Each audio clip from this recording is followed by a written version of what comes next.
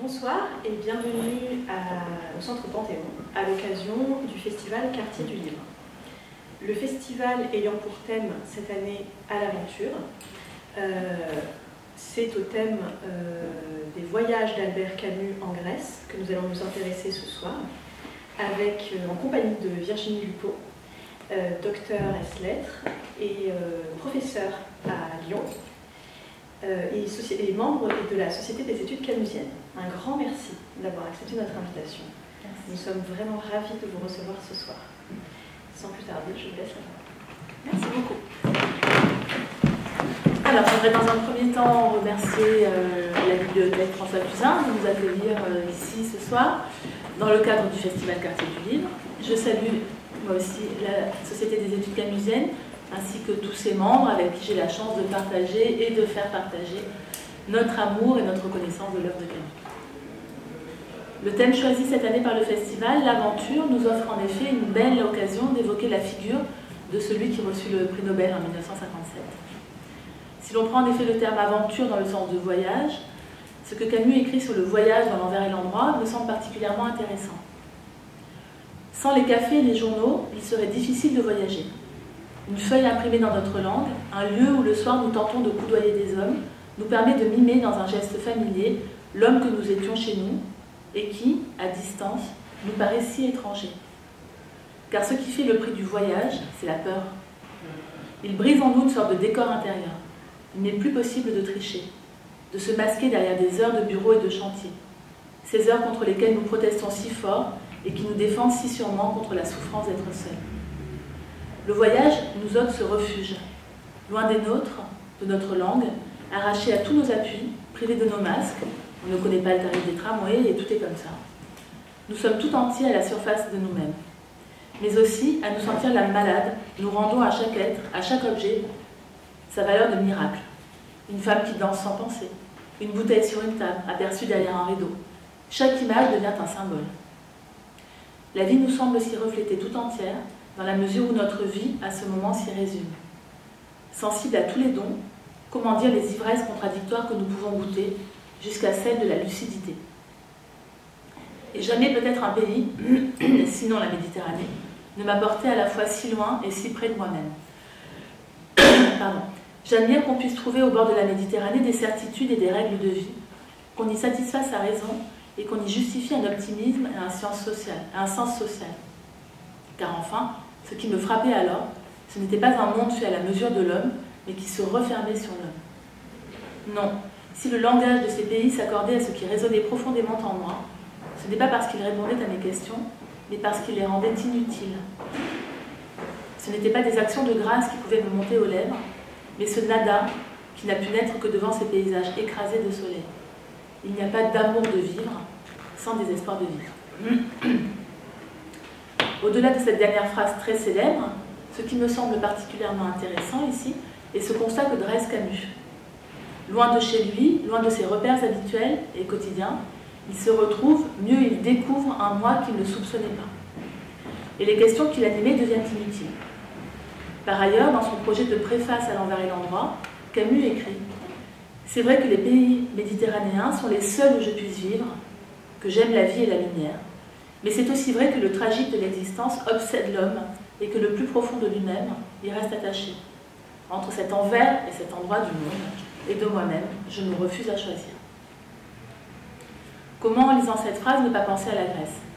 Rapprocher ces réflexions de l'envers et l'endroit, de cette ébauche de préface, me semble emblématique du regard que Camus porta toujours sur la Grèce, ce lieu méditerranéen gorgé de lumière, mais également profondément lié au tragique et au mythe. La Grèce trouve en effet une place particulière chez Camus. Elle est un rêve qui faillit ne jamais s'accomplir, écrit-il dans ses carnets, mais qu'il découvre finalement à 2 reprises, en 1955, du 26 avril au 16 mai, et en juin 1958. Pour le premier voyage, Camus est invité par l'Union culturelle gréco-française pour un colloque sur l'avenir de la civilisation européenne. Alors il va donner d'autres conférences, mais c'est pour celle-là qu'il est invité. Donc il donnera à Athènes le 28 avril 1955. Et lors du second, il part avec les Gallimard, avec Michel Gallimard,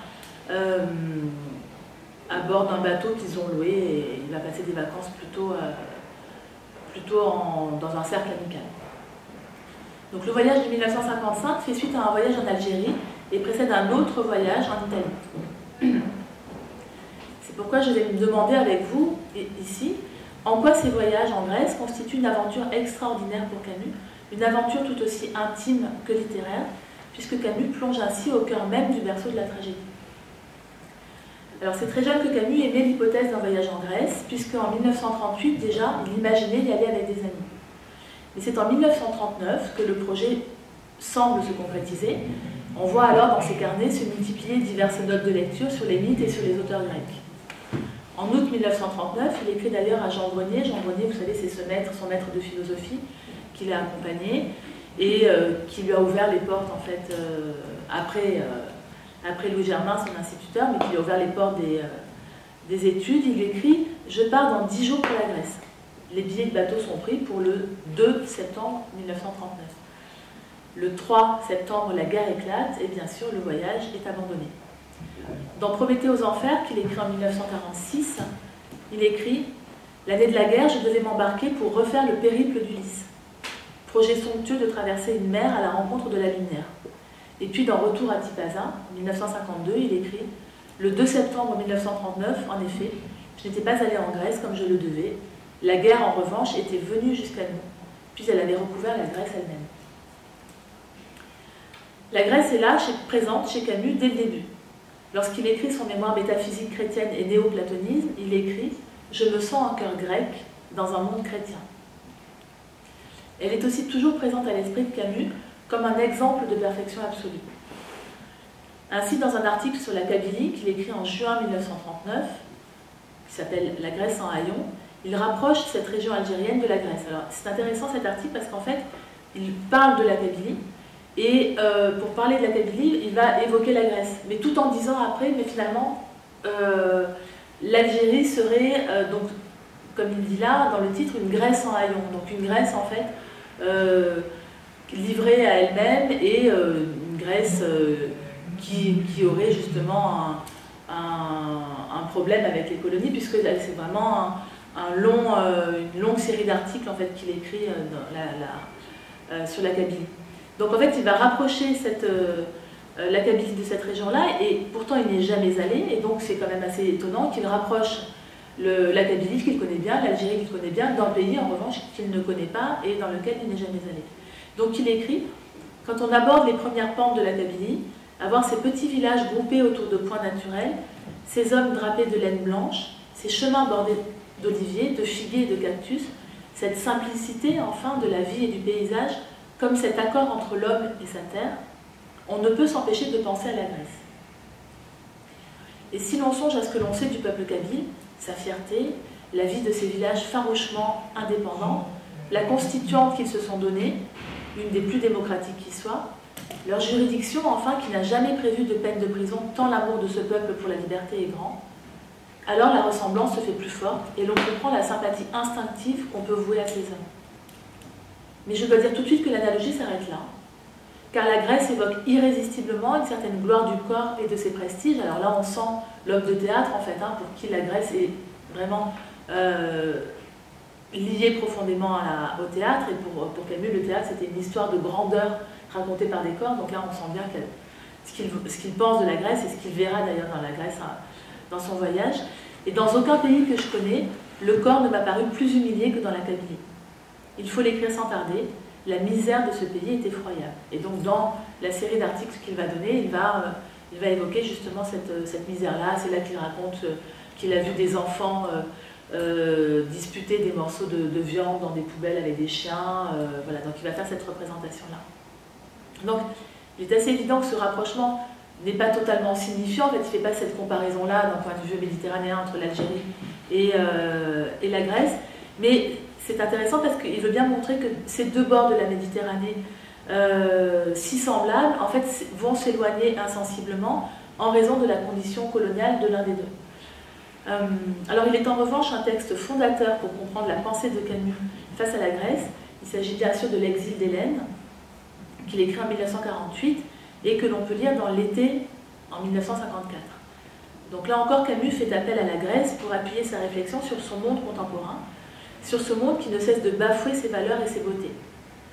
Ce texte rappelle deux éléments importants de la pensée de Camus, donc à la fois la mesure à respecter, alors ça c'est son côté peut-être quelque peu moraliste, avec des guillemets, mais le sens de la mesure, en fait, c'est quelque chose qu'on trouve évidemment au XVIIe, et puis la beauté à saluer. Nous avons exilé la beauté, les Grecs ont pris les armes pour elle. Première différence, mais qui vient de loin. La pensée grecque s'est toujours retranchée sur l'idée de limite. Elle n'a rien nié, ni le sacré, ni la raison. Elle a fait la part de tout, équilibrant l'ombre par la lumière. Notre Europe, au contraire, lancée à la conquête de la totalité, est fille de la démesure. Elle nie la beauté, comme elle nie tout ce qu'elle n'exalte pas. Notre monde actuel, va dire Camus, est plongé dans des extrêmes démences, là je cite Camus. Toute forme d'équilibre oubliée est bafouée. Notre raison a fait le vide. Nous tournons le dos à la nature, nous avons honte de la beauté. Nos misérables tragédies traînent une odeur de bureau et le sang dont elles ruissellent à couleur d'encre grasse. Voilà pourquoi il est indécent de proclamer aujourd'hui que nous sommes les fils de la Grèce, ou alors nous en sommes les fils renégats. La Grèce apparaît bien comme l'exemple suprême, l'idéal, le modèle lumineux vers lequel tendre. Et justement, c'est cette lumière qui va frapper Camus lors de son premier voyage en 1955. Une lumière d'autant plus nécessaire qu'à son départ, Camus n'est pas du tout en forme. Il se sent fatigué au bout du rouleau, écrit-il à René Char en mars 1955. Et dans ses carnets, il écrit qu'il est navré et vidé de toute joie par F. donc par Francine, qui est pas très bien, qui est là en dépression depuis 1953 à peu près. Alors pourtant, l'année 1955 a commencé avec un nouveau projet extrêmement excitant, puisque le contrat pour l'adaptation du roman de William Faulkner, Requiem pour une nonne, est signé le 4 février 1955 avec le Théâtre des Mathurins, et la première aura lieu le 20 septembre 1956. Et d'ailleurs, lorsque Camus obtiendra le prix Nobel en 1957, donc la pièce est en tournée, et donc ils vont refaire les affiches, et là ils vont mettre deux bandeaux dessus en mettant la pièce de théâtre de deux prix Nobel, puisque Faulkner, lui, a eu le prix Nobel en 1949. Donc là aussi, ça a attiré évidemment beaucoup de monde. Alors, Requiem pour une nonne, hein, vous savez, on va parler du théâtre après, mais que Camus, il a à la fois écrit donc, des créations, des pièces, des créations en fait lui-même, on en parlera après, et puis après il a fait des adaptations, donc, dont celle de Dostoïevski, Les Possédés, qui était en tournée lorsqu'il est mort, et puis Requiem pour une nonne, dont la première a lieu en 1956.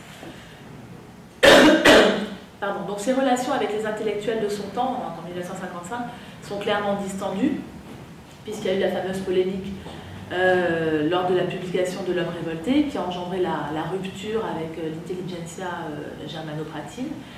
Et d'ailleurs, on va retrouver de nombreuses allusions à cette polémique dans La Chute, où Jean-Baptiste Clamence fustige en fait une bonne partie des intellectuels de gauche, et avec ironie en fait, comme il le fait tout au long du récit. Le premier cycle de son œuvre, le cycle de l'absurde, est terminé. Donc le cycle de l'absurde, je reviendrai sur la construction de l'œuvre de Camus en cycle. Et le second, celui de la révolte, le deuxième, celui de la révolte, est en cours d'écriture. Il a déjà effectué des voyages à l'étranger pour y donner des tournées de conférences. Alors je pense notamment ici à une grande série de conférences qu'il a données en Amérique du Sud en 1949. Il est allé à Buenos Aires, il est allé au Brésil. Il est parti en juin 1949, le 30 juin 1949. Mais là, c'était un séjour extrêmement difficile, marqué par la maladie. Et Camus revient en fait de ce séjour-là totalement éreinté. Et à son retour, d'ailleurs, il part à Cabris, dans l'arrière-pays niçois, pour se reposer, pour se ressourcer. Donc, si Camus est si transporté à l'idée de partir en Grèce, c'est qu'il se trouve comme plongé au cœur même de ce qui a construit sa pensée, donc l'hellénisme. Il est le monde dans lequel il se sent le plus à l'aise, c'est le mythe grec, il le répète souvent, et justement pour organiser son œuvre en cycle, chaque cycle comportera un thème qui sera illustré par un roman, un essai philosophique et des pièces de théâtre. Il choisit un mythe grec qui va lui permettre d'éclairer son axe de travail, sa pensée. L'œuvre de Camus se compose donc de 3 cycles, le cycle de Sisyphe, celui de Prométhée et celui de Némésis.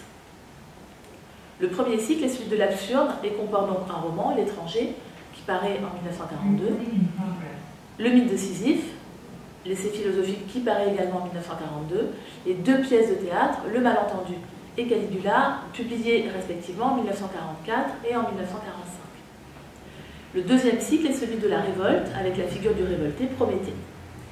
Nous y trouvons La Peste, qui paraît en 1947, L'Homme révolté, l'essai philosophique publié en 1951, et L'état de siège et les justes, deux pièces de théâtre publiées en 1948 et en 1949.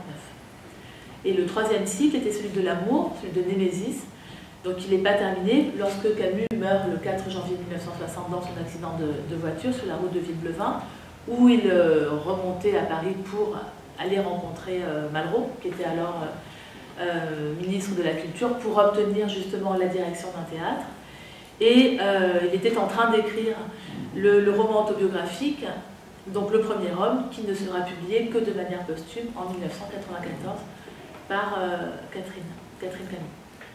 Alors bien sûr, il ne s'agit pas de cloisonner les cycles. Il les organise comme ça, il construit son œuvre, il appelle son œuvre très tôt dans les carnets, en fait il parle de son œuvre, il est tout jeune. Mais au contraire, ce qui permet de souligner son unité profonde de l'œuvre, c'est le lien constant qu'il établit entre les mythes, d'un cycle à l'autre, et également au sein d'un cycle, puisque dans le premier, on va trouver précisément le cheminement qui conduit la pensée de Camus de l'absurde à la révolte. Dans un chapitre du mythe de Sisyphe intitulé La Conquête, Prométhée qui sera le personnage principal du deuxième cycle, Prométhée apparaît comme la figure de référence. Une révolution s'accomplit toujours contre les dieux, à commencer par celle de Prométhée, le premier des conquérants modernes. Et en 1951, Camus le citera également comme, je le cite, une douloureuse et noble image du rebelle, la rebelle avec un R majuscule. Donc, chacune des figures mythiques va ainsi incarner une part de sa réflexion sur la condition humaine. Une réflexion qui s'ouvre avec la figure de Sisyphe. Donc Camus fait de lui le héros absurde, ainsi qu'il intitule la quatrième partie de son essai dans le mythe de Sisyphe. Il écrit ceci: si ce mythe est tragique, c'est que son héros est conscient. Sisyphe, prolétaire des dieux, impuissant et révolté, connaît toute l'étendue de sa misérable condition. C'est à elle qu'il pense pendant sa descente. La clairvoyance qui devait faire son tourment consomme du même coup sa victoire. Il n'est pas de destin qui ne se surmonte par le mépris. Alors, ce qu'il faut retenir de cette figure, c'est qu'il incarne l'homme absurde, mais que l'absurde, c'est essentiellement un divorce. Il n'est ni dans l'un ni dans l'autre des éléments comparés, c'est-à-dire qu'il n'est pas dans le monde et il n'est pas dans l'homme. Il naît justement de leur confrontation, de la tension entre l'homme et le monde. L'absurde est le fruit de la présence commune de l'homme et du monde. Il s'agit d'une confrontation et d'une lutte sans repos. L'homme absurde, le héros absurde, veut et doit lutter. Il refuse la transcendance, et c'est cette lutte contre les limites absurdes de son univers qu'il choisit de mener, cette lutte qui donne un sens à sa vie. Vivre, c'est faire vivre l'absurde. Au contraire d'Eurydice, l'absurde ne meurt que lorsqu'on s'en détourne.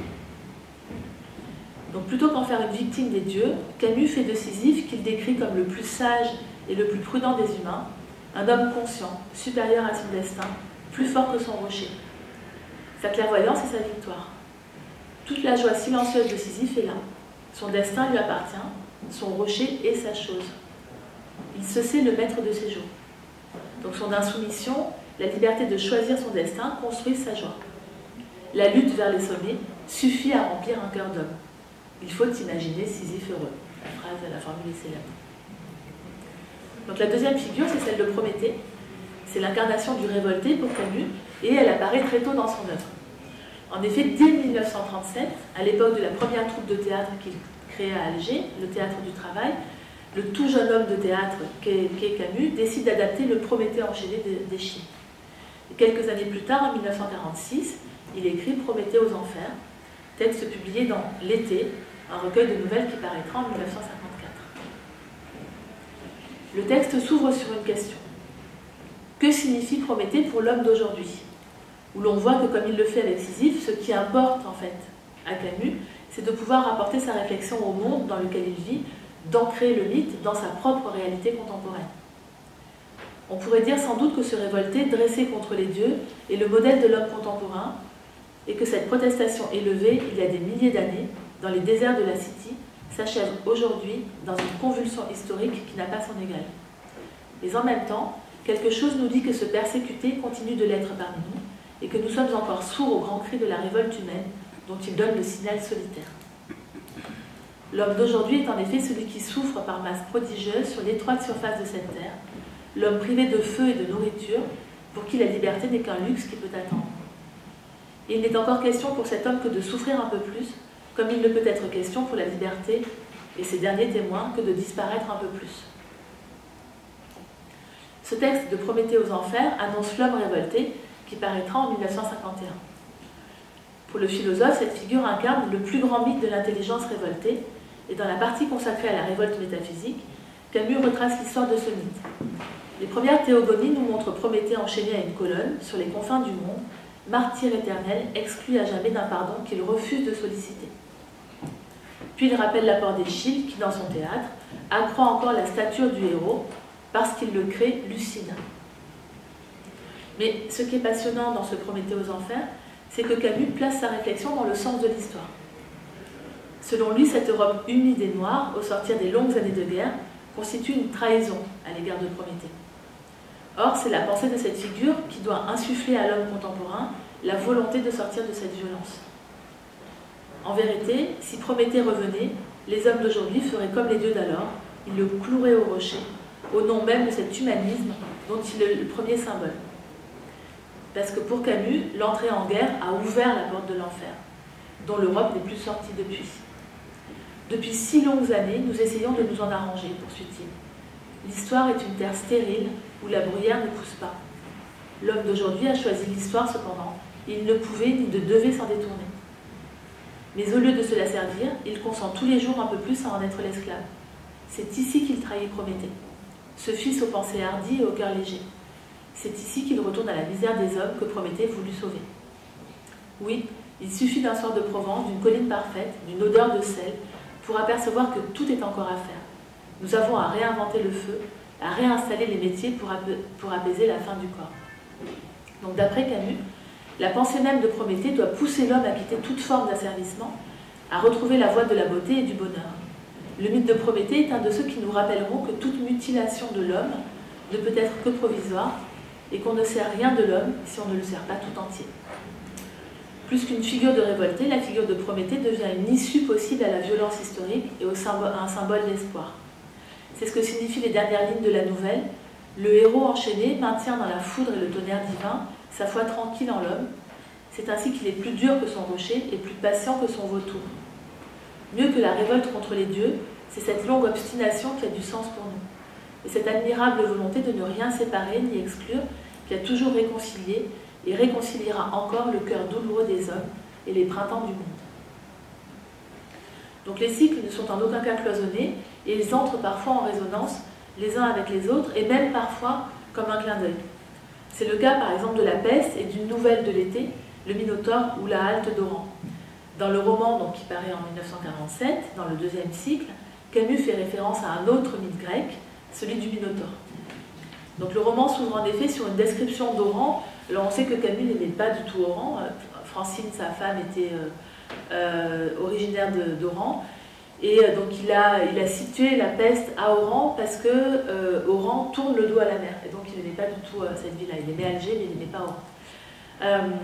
Et donc on y voit les habitants d'Oran, leurs habitudes, les marchés et surtout leur ennui. Or, dans une lettre à Jean Grenier, qu'il écrit lors de l'écriture du texte, il lui dit « Vous ne pouvez croire l'isolement qu'on peut trouver à Oran.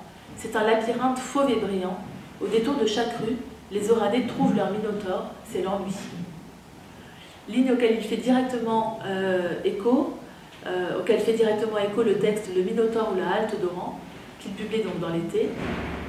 Oran est un grand mur circulaire et jaune, recouvert d'un ciel dur.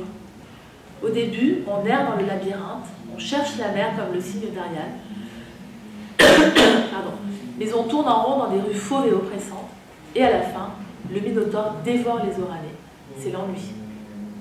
Donc Camus ne développera plus ce mythe-là, mais il me semble assez révélateur de montrer que non seulement il pense constamment aux mythes, et que les mythes grecs sont vraiment constitutifs de la pensée de Camus.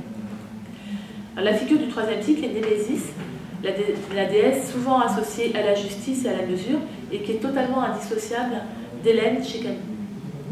Dans l'exil d'Hélène, donc que j'ai déjà cité, Camus évoque cette figure mythique pour opposer l'origine du désespoir grec et celle du désespoir contemporain. La Méditerranée a son tragique solaire, qui n'est pas celui des brumes. On peut comprendre en ces lieux que si les Grecs ont touché au désespoir, c'est toujours à travers la beauté, et ce qu'elle a d'oppressant. Dans ce malheur doré, la tragédie culmine. Notre temps, au contraire, a nourri son désespoir dans la laideur et dans les convulsions. L'Europe recule dans sa folie les limites éternelles, et à l'instant d'obscures Érénies s'abattent sur elle et la déchirent. Némésis veille, déesse de la mesure, nom de la vengeance. Donc ces lignes l'affirment, la beauté selon Camus joue un rôle essentiel dans la recherche de cet équilibre supérieur qu'il envie tant à la Grèce, beauté et mesure étant incarnées par Hélène et par Némésis. Mais l'amour de Camus pour la Grèce va également s'incarner en 1955 dans ce fameux premier voyage. Malgré les événements qui secouent l'Algérie, donc les événements que l'on n'appelle pas encore la guerre d'Algérie, qui ont commencé à Sétif en 1954, l'année 1955 s'annonce moins sombre que les précédentes, notamment parce qu'elle sera ponctuée par 3 voyages importants. Donc le premier a lieu en février. Camus a la joie de partir pour Alger, où il va retrouver le cher quartier de son enfance, le quartier de Bellecour, puis il se rend à Tipaza, et puis il va aller à Orléansville, qui a été ravagée par un tremblement de terre. Se retrouver quelques jours en Algérie, sur sa terre maternelle, sa terre chérie, étant aimée, est pour Camus déjà une sorte de résurrection. Il écrit ainsi le 23 février 1955 à Maria Casares « Il fait beau, les matins sont ensoleillés et tendres, je suis réveillée par le soleil sur mon lit et je passe alors une petite demi-heure nue dans le doux soleil naissant. Toute ma journée s'en ressent ensuite. Je mesure mieux alors l'ombre que je suis à Paris. Et je voudrais que tu vives un peu ici avec moi pour que tu me vois l'air d'un homme, enfin. » Une résurrection qui passe par la sensation du soleil sur son corps, par l'émerveillement des sens. Après quelques jours passés de l'autre côté de la Méditerranée, Paris est de retour à Paris le 1er mars 1955. Le second est celui qui va nous occuper plus particulièrement dans quelques instants, puisqu'il s'agit de celui que Camus effectue en Grèce du 26 avril au 16 mai. Il se rendra à Athènes où il va donner une conférence sur l'avenir de la tragédie. À Delphes, il parcourra le Péloponnèse, se rendra sur l'île de Délos. Et suite au tremblement de terre de Volos, il écrira un article qui sera publié le 14 mai dans l'Express. Le troisième voyage méditerranéen de cette année 1955 a lieu en Italie de fin juillet au mois d'août. Camus va approfondir notamment sa connaissance de la peinture de Piero della Francesca, et c'est un voyage qui sera un véritable bonheur, alors d'une part parce qu'il est accompagné par Maria Casares, mais aussi parce que ça va lui permettre de travailler, de terminer la première version d'un recueil de nouvelles, L'exil et le royaume, comme il indique à Jean Grenier dans une lettre datée du 24 août. Des misères de santé ont gâché mon été, et finalement un voyage en Italie m'a redressé. J'ai travaillé et terminé dans sa première version un volume de nouvelles.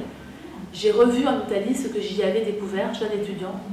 Pour le barbare que j'étais, l'Italie a révélé de manière éblouissante l'art. Ce terme de barbare est intéressant parce que Catherine l'utilise parfois quand elle parle de son père. Elle dit mon père, effectivement, il est cet auteur qui a reçu le prix Nobel, qui a été salué par toutes et tous, mais il est aussi un Africain, il est aussi une sorte de barbare, ce que pas mal d'intellectuels, en fait, n'ont pas toujours compris. Donc ces quelques 3 semaines en Grèce vont lui offrir une véritable parenthèse enchantée. Mais une parenthèse qui offre néanmoins un écho avec chacune de ses interrogations, avec chacun de ses doutes, de ses thèmes de prédilection, et surtout une résonance avec l'amour intense qu'il éprouve pour toute terre méditerranéenne. Alors, fait relativement rare, Camus détaille de manière très précise tout ce qu'il va vivre en Grèce, et la lecture attentive des pages de ses carnets est à ce propos particulièrement passionnante. On constate que ce voyage est unique, à part, comme en témoigne ce qu'il note le jour de son départ de Paris, le 26 avril, et le jour de son départ de Grèce, le 16 mai. En effet, le 26 avril, il évoque son départ de la capitale et il se dit « navré et vidé de toute joie, Mais le 16 mai, en revanche, le ton est tout autre, la vitalité est revenue et il note simplement « Départ pour Paris, le cœur serré ». Entre ces deux mentions, c'est la lumière incroyable qui lui redonne véritablement goût à la vie. Alors, penchons-nous justement sur ces pages des carnets. Le fait que Camus donc, détaille autant ce voyage marque vraiment l'importance qu'il va revêtir pour lui. La correspondance avec Maria Casares va offrir également un éclairage intéressant. On imagine bien ce que ce voyage peut représenter pour la comédienne, puisqu'elle lui écrit le 27 avril. « Je te suis donc à travers les origines de la tragédie grecque, dans ce pays que je t'envie soudain. Je pense que la Grèce aura pour toi bien des bontés, et te souhaiter à ton arrivée, ou presque, un séjour somptueux. » Dès son arrivée, Camus se sent en pays connu. Il se sent chez lui. C'est le retour de l'enfant méditerranéen. Il écrit ainsi à Maria le 28 avril. « Depuis que je suis ici, il fait beau. C'est-à-dire qu'une lumière claire, transparente, dévale sans arrêt sur Athènes et la mer. Je ne suis pas déçue, oh non. À vrai dire, j'ai l'impression de n'avoir jamais quitté ces lieux et d'y être née. Ce sont eux qui m'ont quitté. Je suis plein de joie profonde. » Dans ses carnets, dès le premier matin de son arrivée en Grèce, à Athènes, donc le 27 avril, Camus souligne le charme de son traducteur de 21 ans qui fait sa conquête et qui l'adopte immédiatement. Mais surtout, Camus n'éprouve aucune des sensations habituelles du voyage. Bien qu'il foule la terre de la Grèce, pour la première fois, qu'il n'en connaisse pas la langue, il vit ses premières heures sur place comme un retour chez lui, comme si la fréquentation des textes et des auteurs grecs l'avait déjà introduit en ces lieux. Ainsi écrit-il « Acropole. Le vent a chassé tous les nuages, et la lumière la plus blanche et la plus crue tombe du ciel. Sentiment étrange pendant toute la matinée d'être ici depuis des années, chez moi d'ailleurs, sans même être gêné par la différence des langues. En montant à l'acropole, redoublement de cette impression quand je constate que j'y vais, en voisin, c'est écrit entre guillemets, sans une émotion. Alors, outre ce sentiment intime qu'il ressent, c'est la lumière qui le frappe et qui d'ailleurs va l'accompagner tout au long de ces 3 semaines si intenses. Une lumière qui semble douloureuse dans un premier temps, pour celui qui arrive d'un pays qui apparaît toujours sombre et gris, lugubre et triste sous la plume de Camus. En effet, en haut de l'acropole, rien de tel. Au contraire, la lumière méditerranéenne le surprend et l'inonde.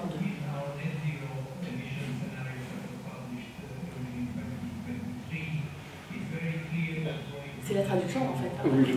D'accord. Bon. Donc là, je cite ce qu'il écrit. « Sur les temples et sur la pierre du sol que le vent semble avoir aussi décapé jusqu'à l'os, la lumière de 11 heures tombe à plein, rebondit, se brise en milliers d'épées blanches et brûlantes. La lumière fouille les yeux, les fait pleurer, entre dans le corps avec une rapidité douloureuse, le vide, le nettoie en même temps. » La description de cette lumière méditerranéenne évoque irrésistiblement la scène du meurtre de l'Arabe sur la plage de l'étranger. Certains termes sont quasiment identiques. Meursault aussi se retrouve en prise à toute cette chaleur qui s'appuie sur lui. Lui aussi parle de l'épée du soleil. À chaque épée de lumière jaillit du sable, d'un coquillage blanchi et d'un débris de verre, les mâchoires se crispaient. Comme Camus, Meursault souligne le caractère aveuglant du halo de la lumière. Et c'est pour fuir ces impressions que Meursault commet son meurtre. La brûlure du soleil gagnait mes joues, et j'ai senti des gouttes de sueur s'amasser dans mes sourcils. C'était le même soleil que le jour où j'avais enterré maman, et comme alors, le front surtout me faisait mal, et toutes ses veines battaient ensemble sous la peau. À cause de cette brûlure que je ne pouvais plus supporter, j'ai fait un mouvement en avant. Mes yeux étaient aveuglés derrière ces rideaux de larmes et de sel. Mais si les éléments semblent se liguer contre Meursault, le pousser à devenir un meurtrier, Camus, lui, apprivoise cette terre grecque. La violence de cette lumière n'est que passagère, et, l'habitude aidant, elle permet au contraire à la beauté exubérante du lieu de se dévoiler. Les yeux s'ouvrent peu à peu, et l'extravagante, oui, c'est là ce qui me frappe, l'extraordinaire audace de ce classicisme, beauté du lieu, est accueillie dans un être purifié, passé au grésil de la lumière. Pourtant, c'est une nouvelle sorte de souffrance qui étreint Camus face à tant de beauté, une souffrance non plus physique, mais intellectuelle. On se défend ici contre l'idée que la perfection a été atteinte alors et que depuis le monde n'a cessé de décliner. Mais cette idée finit par broyer le cœur. Il faut encore et toujours se défendre contre elle. Nous voulons vivre et croire Et croire cela, c'est mourir. Dès les premiers instants passés en Grèce, Camus a donc le sentiment de se retrouver face à la beauté ultime du monde, une beauté jamais inégalée, et que le monde est condamné à ne jamais retrouver. Le 29 avril, il donne sa 3e conférence à Athènes. Il s'agit de sa conférence pour l'avenir de la tragédie. Celle-ci me permet d'évoquer Camus, homme de théâtre, pour qui se rendre en Grèce revêt un caractère éminemment symbolique. Alors on l'a vu, ça faisait écho dans la lettre de Maria Casares, évidemment.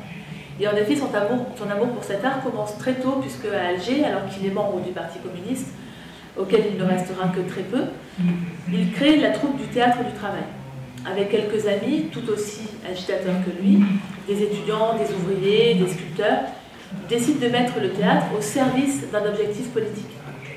Mais Camus rompt avec le Parti communiste, et il rompt avec le Parti communiste parce qu'il n'aime pas la façon dont le Parti communiste s'occupe des autochtones, des Algériens. Et donc il va fonder en octobre 1937 une autre compagnie qu'il va appeler le Théâtre de l'Équipe, en hommage au film La Belle Équipe de Julien Duvivier. Et en hommage aussi à Copeau, Jacques Copeau, qui voulait lui instruire une équipe.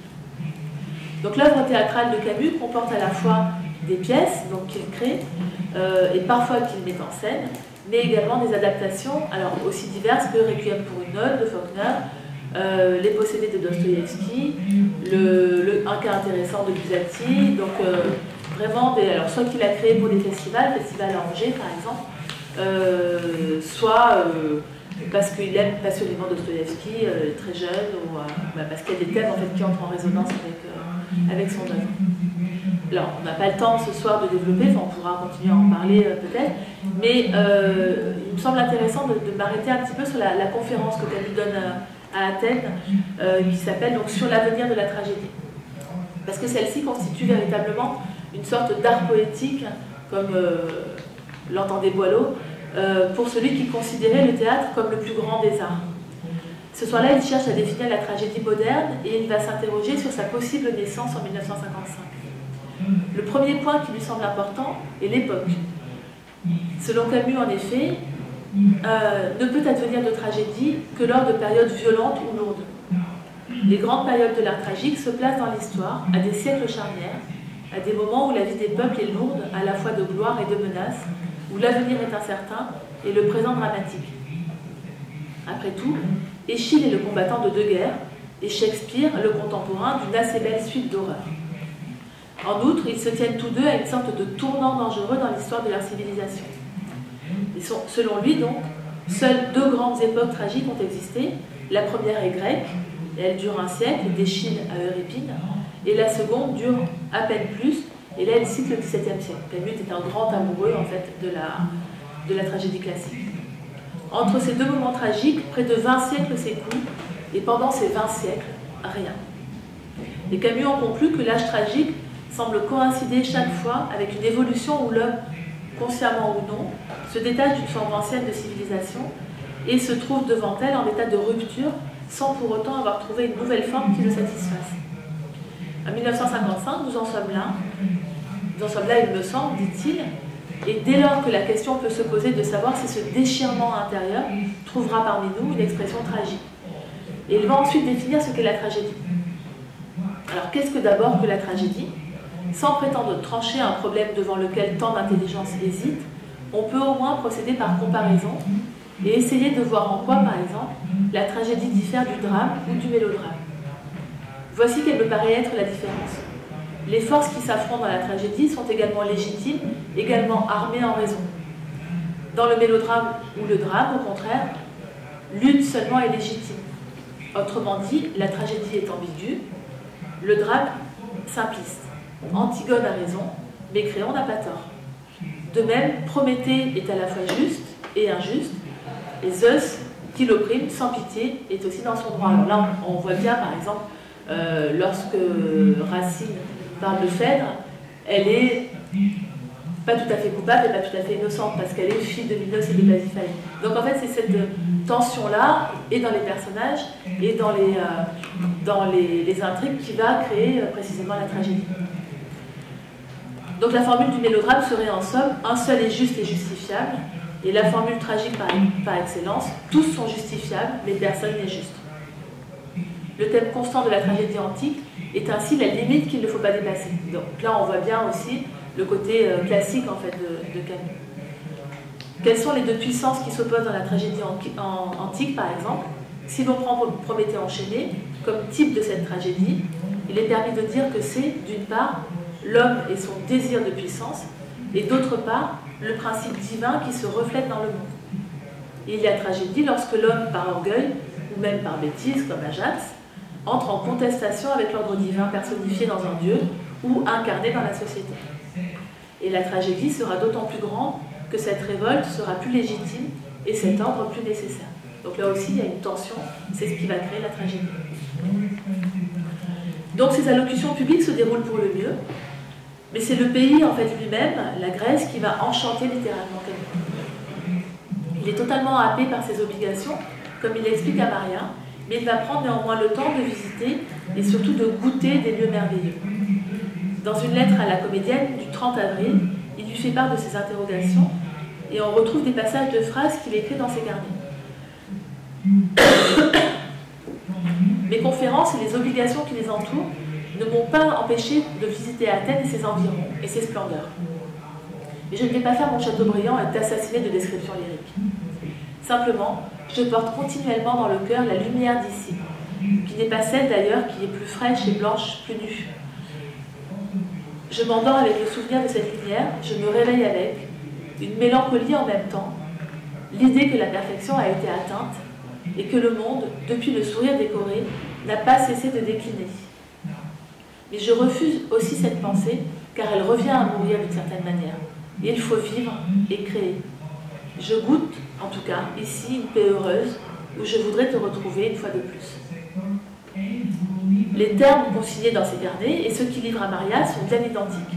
Toucher à la perfection du monde est tout à la fois un éblouissement, mais un constat déceptif, car le monde est entraîné dans une chute et plus jamais il ne retrouvera une telle plénitude. Mais l'aventure se poursuit et il présente son périple à Maria. Je pars demain pour Argos, Mycène, etc. Je reviendrai lundi soir. Mardi, je vais à Delphes, mercredi à Salonique, et ensuite j'essaierai de voir les îles. Au fil des jours et des pages de ses carnets, Camus consigne de longues descriptions.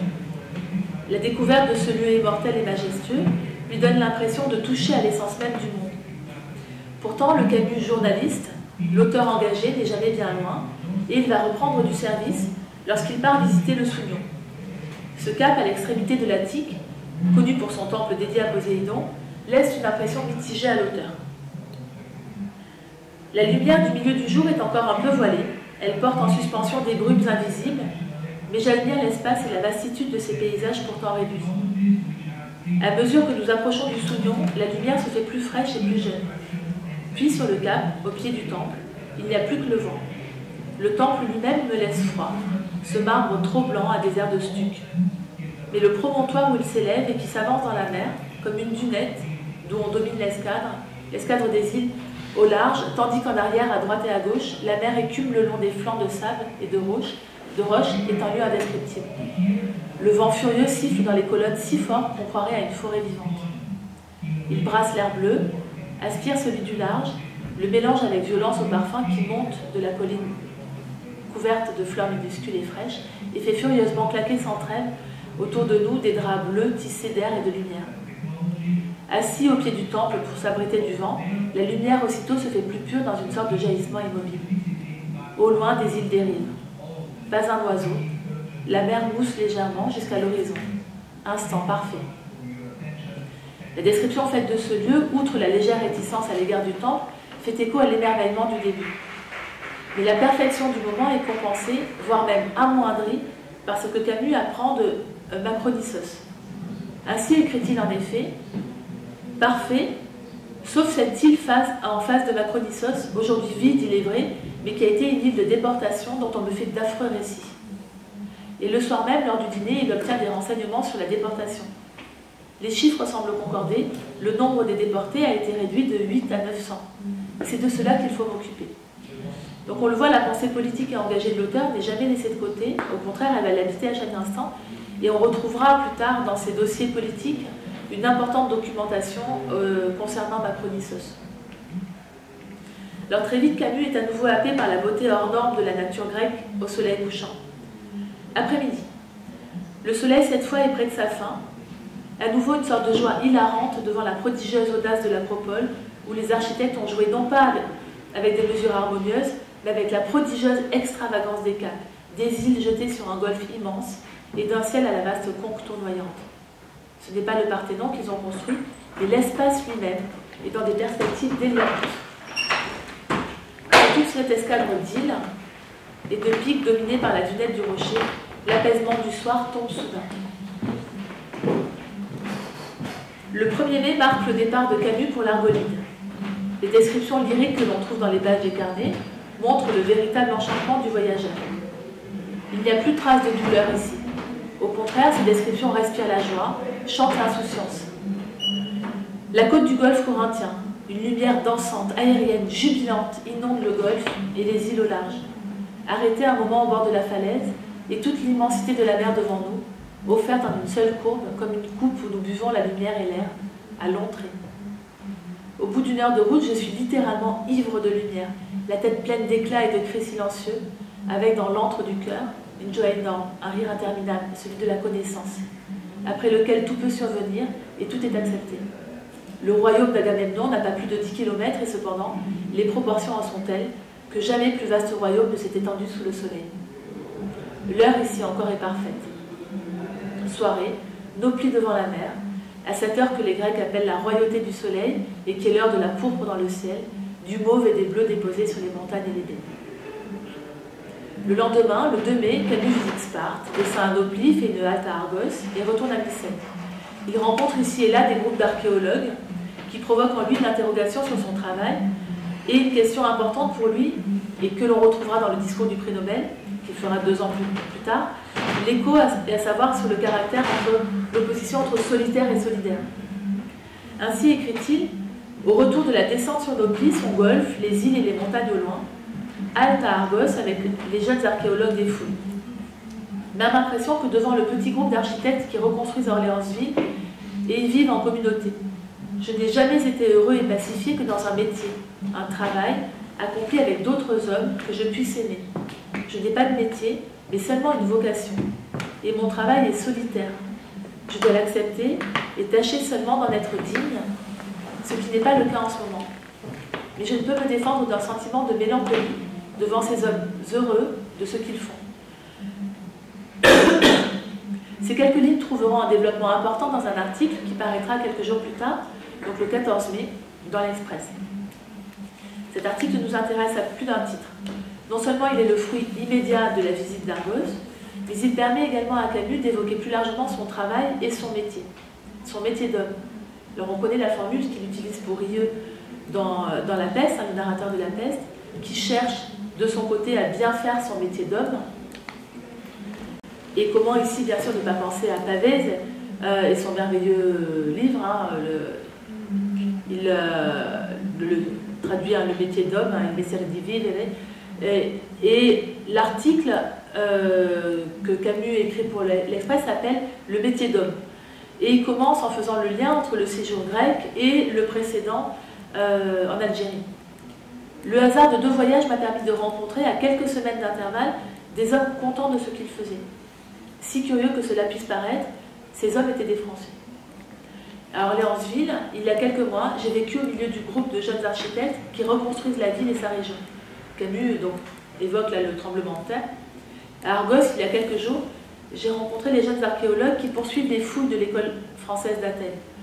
Il y avait autant de soleil et de poussière à Argos qu'à Orléansville. Les maisons encore debout n'étaient pas si différentes. Quant aux 2 peuples, la pauvreté et une commune fierté les font ressemblants. La même lumière plus lourde en Algérie, plus nue en Grèce, les aide un peu à vivre. Dans les 2 villes se sont installés des hommes jeunes qui excellent dans leurs métiers respectifs. Ils vivent en communauté, sans aucun confort, d'une vie à demi monastique par le dénuement et la sobriété, mais que l'énergie, la lumière, la joie de faire, la camaraderie remplissent de bonnes jouissances. Sur ces visages sains, ces corps alertes, sous les chandails et les blousons, malgré les fatigues et les soucis, personnels ou professionnels, je n'ai vu aucune de ces traces d'usure morale ou d'amertume qui rendent parfois si pénible la foule française. Ces jeunes gens sont heureux, au contraire, de vivre une aventure, celle du passé ou celle de l'avenir. À leur manière, ils font avancer, et dans des sens inverses, les deux grandes routes suivies par l'homme. Ils lui font ou lui refont une histoire. Dans les deux cas, et si peu que ce soit, il travaille réellement à agrandir son royaume. Loin de nos faux métiers, de nos petits ressentiments, de nos communautés vides ou destructrices, de nos solitudes incomplètes, ils exercent, dans la chaleur du travail créateur, un métier d'homme. Camus a souvent rappelé le plaisir qu'il avait de travailler en équipe, en troupe lorsqu'il s'agit du théâtre, en tout cas au sein d'un groupe d'hommes, de camarades. Et par ailleurs, l'amertume qui apparaît dans ces lignes semble être encore le fruit de la polémique avec Sartre. Une polémique dont la chute donc, se fait l'écho, et qu'il est en train d'écrire d'ailleurs à ce moment-là. Et il poursuit en fait dans son article, pourquoi ne pas le dire, j'ai envié un peu, mais avec une affection dont il n'avait d'ailleurs que faire, ces hommes dont j'aurais aimé partager la vie et l'effort. Je n'ai jamais été heureux, je le sais, ni pacifié que dans un métier digne de foi, un travail mené au milieu d'hommes que je puisse aimer. Je sais aussi que beaucoup sur ce point me ressemblent. Sans travail, toute vie pourrit, mais sous un travail sans âme, la vie étouffe et meurt. Camus l'a souvent répété, il a passionnément aimé travailler dans une ambiance de camaraderie. Le terme de camaraderie, j'ai insisté dessus tout à l'heure, au sein de groupes d'hommes qui, les manches relevées, se mettaient au travail sans broncher. Pour lui, les équipes de théâtre, celles de journalistes, les réseaux de la résistance avaient cela en commun. Un but partagé de tous, une envie de travailler dans une ambiance amicale mais volontaire. Dans cet article, Camus va alors se poser la question du sens du travail pour chaque salarié, mais surtout pour chaque citoyen. Il fait toujours ce lien-là, en fait. Camus, il part de l'individu, et en fait, c'est à la fois l'individu, et puis l'individu et le rôle qu'il va jouer dans la cité, et ensuite la cité dans la nation. En fait, il y a toujours ce mouvement-là qui va du personnel au plus large, et donc à la nation en général. L'auteur va alors s'interroger sur la relation entre chaque salarié, mais aussi en tant que citoyen agissant dans la cité. Selon lui, toute nation se doit de fournir à chaque citoyen la possibilité d'exercer son vrai métier, pour qu'il puisse se sentir utile à la place où il est. Et il ajoute, il suffirait que le travail retrouve ses racines, que la création redevienne possible, pour que notre pays se peuple des visages que je voyais alors, pour qu'il guérisse enfin de cette amertume générale qui fait sa véritable impuissance. Réflexion très moderne et toujours d'actualité. Comment le rôle de chacun et de chacune peut servir à la communauté. Enfin, quand on lit ces lignes-là, elles pourraient être prononcées aujourd'hui à l'Assemblée. Pas par tous et toutes, mais voilà, par ceux qu'on saluerait, en tout cas que je saluerais. On le voit, la Grèce n'est pas uniquement un bel écrin dans lequel Camus aime profiter des plaisirs méditerranéens, une mer sublime ou un ciel lumineux. Non, la Grèce engendre en lui des considérations sur l'homme, sur son bonheur, sur son rôle au cœur de la nation et plus largement encore au cœur du monde. C'est bien ce que signifie la fin de son article. Le lieu, après tout, est propice aux réflexions sur la puissance et l'action. La plaine d'Argos, qui s'étend jusqu'au mont du Péloponnèse et jusqu'à la mer, n'a pas plus de 10 km de large, et cependant les proportions en sont si aériennes, les perspectives des montagnes et de la mer si spacieuses, que jamais plus vaste royaume ne s'est offert aux yeux d'un homme. Les Atrides d'ici régnaient en même temps sur une poignée d'arbres et sur un monde. Sur ce monde, il y a quelques jours, le soir laissait descendre de surcroît une grandeur sans mesure. De pareilles heures, de semblables lieux ne supportent que certaines pensées. Ils invitent à être, non à subir. Ils serrent le cœur, mais pour le refermer sur son plus profond désir, que tous connaissent sans savoir le nommer, et qui fait durer l'homme et s'élever ses empires.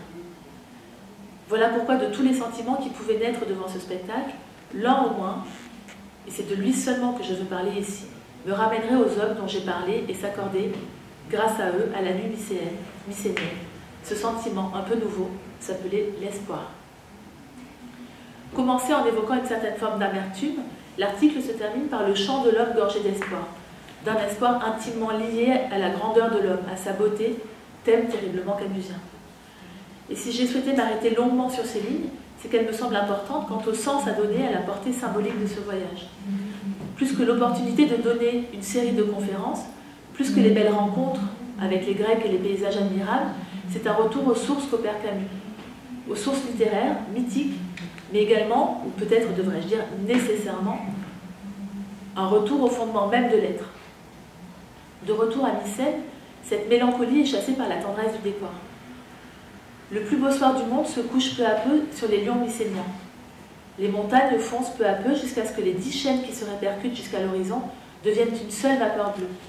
Il valait la peine de venir de si loin pour recevoir ce grand morceau d'éternité. Après cela, le reste n'a plus d'importance.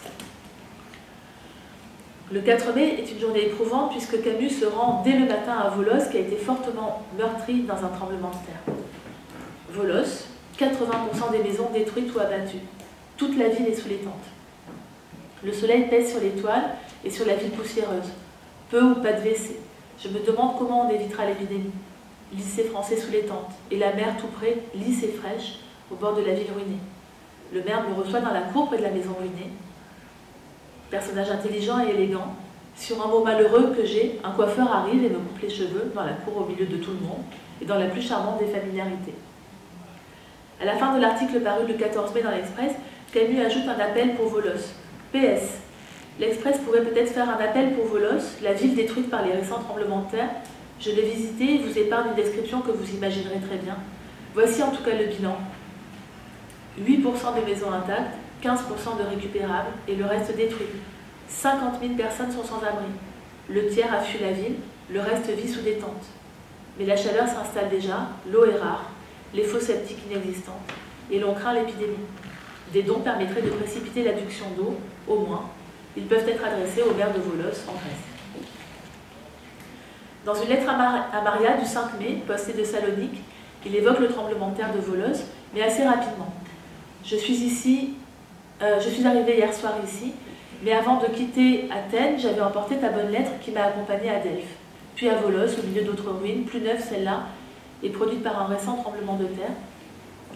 Et ce même jour, il m'a préféré évoquer à sa bien-aimée la charge de bonheur qui jaillit en lui, et puis il écrit « Oui, mes conférences ont marché. À la dernière, il y avait tant de monde qu'on en a mis dans les salles voisines avec un système de haut-parleurs. Mais il y a beaucoup de personnes inutiles dans ce genre de public. En revanche, j'aime beaucoup le peuple grec et sa gentille familiarité. Aussitôt mes conférences finies, j'ai quitté Athènes et j'ai voyagé en voiture sur des routes éprouvantes. Corinthe, Argos, Mycène, Épidore, où Villard a dit qu'il n'osait pas jouer, qu'il en avait peur, Sparte, Nistra, hier Delphes. Un ciel toujours lumineux, une terre partout et toujours couverte de fleurs, l'odeur des orangers dans la plaine de Sparte, d'ivresse invisible, l'ivresse de la lumière. Ce qui m'a le plus frappé est peut-être Mycène, le palais fortifié des Atrides, dans un lieu sauvage et terrible, d'une grandeur insoutenable, et pourtant, si j'ose dire, mesurable. Je rentre demain à Athènes, mais en pars dans la nuit sur un petit bateau particulier pour les îles, Délos et Mykonos. À mon retour, j'irai à Olympie, et puis je prendrai le bateau ou l'avion du retour à la fin de la semaine prochaine. J'ai bien fait de venir ici, tu avais raison. J'ai trouvé du courage et un peu d'espoir. Même sans espoir, la Grèce apprend à vivre. Cet air léger, étincelant, qu'on boit comme une eau pure, ces grands espaces que les montagnes composent dans le ciel, la mer toujours silencieuse, me rendent à ce que je suis, me font honte de mes défaillances et me soutiennent, littéralement. Il est frappant de constater à quel point Camus se sent un nouveau vivant en Grèce, semblant atteindre enfin l'épicentre de tout son être. Il écrira encore le 9 mai « Il est vrai que je suis heureux ici, mais je suis heureux parce que je vis plus près du centre. Je viens de passer 3 jours à naviguer entre les îles de l'archipel. Je suis encore étourdi de lumière et de liberté. Car c'est une liberté sans limite que l'on goûtait sur son petit côte où nous n'étions que 4 à fendre une mer d'un bleu royal sous un ciel magnifique, entre des îles couvertes de fleurs et de ruines. Cela ne peut se décrire, mais le cœur du monde pour moi est ici. Je pars demain matin pour Olympie, d'où je rentrerai jeudi. Vendredi, je vais voir une autre île et je prendrai l'avion du lundi 16. Mardi, je te serrerai dans mes bras, heureux, profondément heureux de te retrouver. Mais heureux surtout de t'apporter un bonheur neuf, la joie que j'ai trouvée ici. Oui, le voyage, je veux dire la Grèce, m'a bouleversée. Et cette longue lumière de 20 jours va m'aider, je le sais, à vivre. Je t'aime comme toujours, mais dans la lumière en ce moment et de tout mon cœur. À bientôt, chérie. J'écrirai encore une fois si je le peux. Et bientôt, je t'aimerai vraiment, serré contre moi. J'embrasse ta bouche, ton rire de vie. À demain, mon amour. On le voit avec ces passages, la lumière de la Grèce non seulement illumine le cœur de Camus, le réjouit, le porte et l'inonde d'un bonheur qu'il n'avait plus connu depuis de longs mois. Mais il prévoit également que la Grèce va lui apporter l'énergie qui lui est nécessaire lorsque, de retour à Paris, au milieu de ces intellectuels froids et calculateurs, de la ville grise et sombre au trottoir mouillé, il devra affronter encore les difficultés qui jalonnent sa vie. La Grèce va, prédit-il, l'aider, voire lui réapprendre à vivre. Alors les jours suivants, les 6, 7 et 8 mai, vont offrir à Camus l'occasion de faire une petite croisière dans les villes, l'occasion pour lui de coucher de douces descriptions de paysages colorés, mais également d'atteindre à une sorte de félicité sereine. C'est un étrange et vaste apaisement qui tombe alors sur les eaux. Bonheur enfin, bonheur tout près des larmes. Car je voudrais retenir contre moi, serrer cette joie inexprimable, dont je sais pourtant qu'elle doit disparaître. Mais elle dure sourdement. Depuis tant de journées, elle me serre aujourd'hui le cœur si franchement, qu'il me semble que je dois pouvoir la retrouver fidèle chaque fois que je le voudrais. Ces journées seront une courte parenthèse au sein de la parenthèse grecque. Camus s'y sent libre et en accord avec la nature et avec lui-même. C'est une sorte de sentiment amoureux qui s'installe. Ce qu'il note ainsi d'ailleurs. Étrange tristesse, si semblable à une tristesse d'amour en voyant disparaître Délos et le ceinte peu à peu derrière Igna. Pour la première fois, je regarde disparaître une terre que j'aime avec le douloureux sentiment que peut-être je ne la reverrai plus avant de mourir. Cœur serré. Vie libre de la mer et le bonheur de ses jours. Tout s'oublie ici et tout se défait. Non, pardon. Tout s'oublie ici et tout se refait. Ces jours merveilleux passés à voler sur l'eau, entre des îles couvertes de corolles et de colonnes. Dans une lumière inlassable, j'en retiens le goût dans ma bouche, dans mon cœur, une seconde révélation, une seconde naissance. Au matin, grand vent, les voiles claquent, le gîte s'accroît, et nous filons vers le Pirée dans un grand bruit d'eau et de toile. Pluie de lumière, gouttes qui tombent et rebondissent sur la mer du matin. Désespéré de quitter cet archipel, mais ce désespoir lui-même est bon. Il se dit émerveillé par la diversité des paysages. Tout ce que la Grèce tente en fait de paysage, elle le réussit et le mène à la perfection. Alors au cœur même de cette résurrection, Camus n'oublie pas ses amis, ni son maître, ni ses amis, donc il écrit à Jean Grenier et il écrit à son frère René Char. Donc le 6 mai, il écrit au premier « Cher ami, votre lettre m'a donné beaucoup de joie. Je me suis aperçue à cette joie que j'avais besoin d'être encouragée et que je doutais de tout ce que j'écrivais en ce moment. J'avais besoin aussi de la Grèce et de ce sentiment d'espace si fort qu'elle me donne, comme un emprisonné et qui se trouve tout d'un coup sur une montagne nue qui se découpe en plein ciel. Oui, je respire. J'ai vu l'Argolide ou Mycène qui m'a fait une grande impression. Lystra, Delphes, le Nord en ce moment, demain Délos, ensuite Olympie, puis je rentrerai.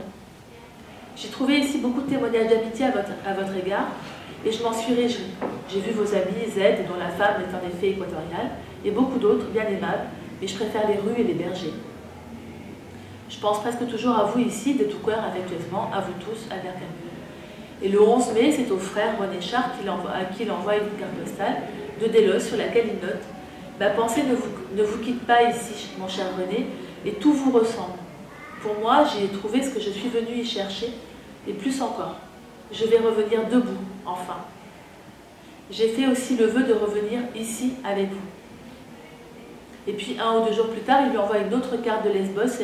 Cette fois, il écrit « Cher René, je vis ici en bon sauvage, naviguant d'île en île, dans la même lumière qui continue depuis des jours et dont je ne me rassasie pas. Je rentrerai vers le 6 et je me réjouis d'avance cette autre navigation vers vous, vers le Vaucluse. »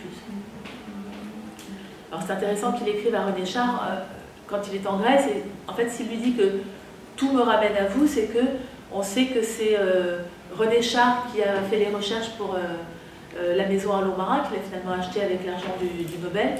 Et lorsqu'il a trouvé cet argent-là, il s'est installé dans le sud de la France, à Lourmarin, qui est à 40 km d'Aix-en-Provence.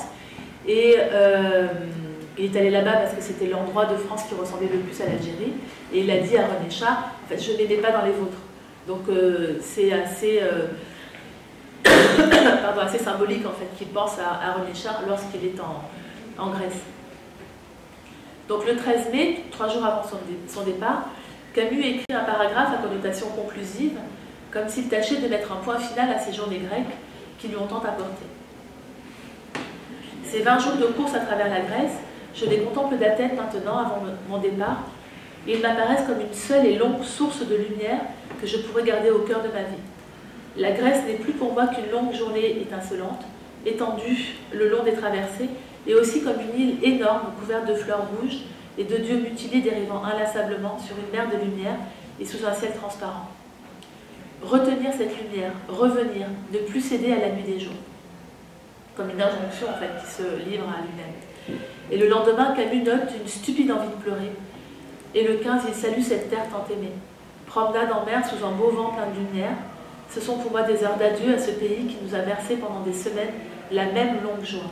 Et le 16 mai, il repart à Paris, le cœur serré. Le second séjour en Grèce aura lieu 3 ans plus tard, en 1958. Camus part avec les Gallimard, qui ont loué un bateau. Et à la date du 9 juin 1958, il note dans ses carnets « Nouveau départ pour la Grèce ». Dès le début du séjour et jusqu'à la fin, les mentions dans les carnets montrent que ses sensations sont totalement différentes. Le 10 juin, en effet, il se rend à l'Acropole et constate « Moins grand sentiment que la première fois. Je n'étais pas seule et me préoccupais de ma compagnie. Et puis rencontre de haut qui me gêne. L'Acropole n'est pas un lieu où l'on puisse mentir. » Ce qui va compenser cette première sensation quelque peu négative sera le bain de mer du 11 juin qui va le faire renouer avec le bonheur. Alors les scènes de mer sont récurrentes dans l'œuvre de Camus. Et ça marque toujours un moment de parenthèse au sein du chaos. On pense bien sûr au fameux bain de mer entre Tarboux et Rieux dans la Peste, où il semble se laver en fait, de toute l'horreur de la peste, de l'état de siège, et où ils communient en fait en nageant ensemble dans la même allure en fait dans la mer Méditerranée. Et là, même chose, en juin 58, Camus s'échappe en fait pour aller se baigner, et il écrit dans les carnets « Je quitte le bateau le matin tôt, seul, et vais me baigner sur la plage de Rhodes, à 20 minutes de là, seul. » Il précise 2 fois en fait, seul. L'eau est claire, douce, le soleil au début de sa course chauffe sans brûler. Instant délicieux qui me ramène ces matins de la Madrague, il y a 20 ans, où je sortais ensommeillée de la tente, à quelques mètres de la mer, pour plonger dans l'eau somnolente du matin. Hélas, je ne sais plus nager, ou plutôt, je ne peux plus respirer comme je le faisais. N'empêche, je quitte à regret la plage où je viens d'être heureux. Après une promenade à l'Acropole, en fin d'après-midi avec ses amis, c'est une impression mitigée qui étreint Camus. Les hirondelles tournent au-dessus de cet espace, ivres de lumière, plongent dans le vide à la verticale et remontent avec des cris aigus. La journée s'achève sur les colonnes, les 2 baies, les câbles qui se multiplient jusqu'à l'horizon et la mer immense devant nous. Sentiment d'impuissance à rejoindre, à exprimer tant de beauté. Mais en même temps, reconnaissance devant l'être parfait du monde. Au retour, la ville, les petits ânes, la barque dans le soir, dans la nuit de grands braiements d'ânes. Alors, contrairement au premier voyage, Camus ne parvient plus réellement à dire la beauté grecque. Même les éléments descriptifs qu'il choisit sonnent négativement. Les hirondelles sont ivres de lumière, leurs cris aigus font écho au braiement des ânes, tout semble presque discordant. Les éléments ne sont plus toujours positifs. Le soleil est monstrueux, non pas voilé par la brume ou lourd, mais clair et net, dardant tous ses feux féroces. La chaleur est écrasante. La mer est couverte de vagues courtes et fraîches, et le vent qui s'est levé à nouveau dans la nuit souffle avec violence, les forçant à renoncer au départ en bateau. Et c'est aussi que Camus découvre une autre réalité grecque. Arrivé à Marmaris, par exemple, un port turc, il mouille dans la baie.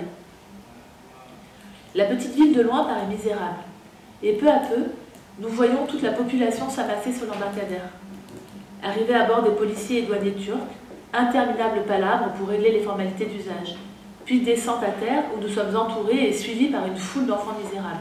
La pauvreté, l'abandon des rues et des maisons serrent le cœur au point que nous rentrons sans plus attendre. Quelques jours plus tard, la visite de Chios et de son quartier turc lui rappelle le massacre perpétré par les Turcs au XIXe siècle et la description de l'île et de ses léproseries. Série de longs bâtiments délabrés, marron et vert sombre, abandonnés dans le noir montant dans leurs chambres aux gros lits de fer couverts de grossières couvertures marron. Sous les vérandas errent 11 lépreuses et 3 lépreux. les uns doigts perdus, les autres avec de gros yeux troubles, jaunes, sans pupilles ni prunelles, comme une énorme goutte d'eau pourrie, leur gaieté naturelle sous leurs gros habits grisâtres d'une pauvreté infinie. Et cette description sordide se conclut par une courte phrase. Soir, danse et rire très avant dans la nuit. Chez Camus, le bonheur côtoie toujours le tragique. Le séjour se clôt par quelques notes rapides, mitigées. Le 1er juillet, il écrit « Athènes, chaleur, poussière, hôtel idiot, fatigue. Delphes, à nouveau l'extraordinaire montée dans les paliers de lumière. Je remets mes pas dans les miens. Patras, grand torrent poussiéreux, laid et vivant. Les grands pins d'Olympie grésillent de cigales, la guerre éclatant de braiements sonores dans les creux des vallées, sur les pentes des îles. »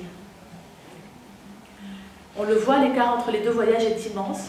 Si le premier portait Camus vers ses mythes, dont il a toujours été nourri, vers la beauté absolue du monde, et surtout lui permettait de se redéfinir tout autant comme individu que comme être humain, le second voyage est bien plus prosaïque. Métaphoriquement, on pourrait dire que lors du premier voyage, il tourne son regard vers les dieux de l'Acropole, qui lui permettent de toucher l'absolue beauté, tandis que lors du second, il ne voit plus que les ânes qui brillent au bas du temple. Revenons alors à l'exil d'Hélène et à ses phrases. Les mythes n'ont pas de vie par eux-mêmes. Ils attendent que nous les incarnions. Qu'un seul homme au monde réponde à leur appel, ils nous offrent leur scène intacte. Nous avons à préserver celui-ci et faire que son sommeil ne soit point mortel pour que la résurrection devienne possible. Je doute parfois qu'il soit permis de sauver l'homme d'aujourd'hui, mais il est encore possible de sauver les enfants de cet homme dans leur corps et dans leur esprit. Il est possible de leur offrir en même temps les chances du bonheur et celles de la beauté. Cette difficulté que Camus trouve à incarner les dieux lors du second voyage est peut-être liée à ce que vit sa terre natale, l'Algérie, qui ressemble tant à la Grèce comme nous l'avons vu au début, dans l'article qu'il écrit en 1939. Et d'ailleurs, quelques jours après son retour en France, Camus note dans ses carnets « Le matin, l'Algérie m'obsède. Trop tard, trop tard. Ma terre perdue, je ne vaudrai plus rien. » En 1958, les sensations liées à ce voyage résonnent sans conteste avec cette douleur. S'il n'est pas insensible à la beauté de ces bords de la Méditerranée, il ne parvient plus réellement à en incarner les mythes. Il n'en voit finalement plus que la misère et la poussière. Alors, je vous remercie.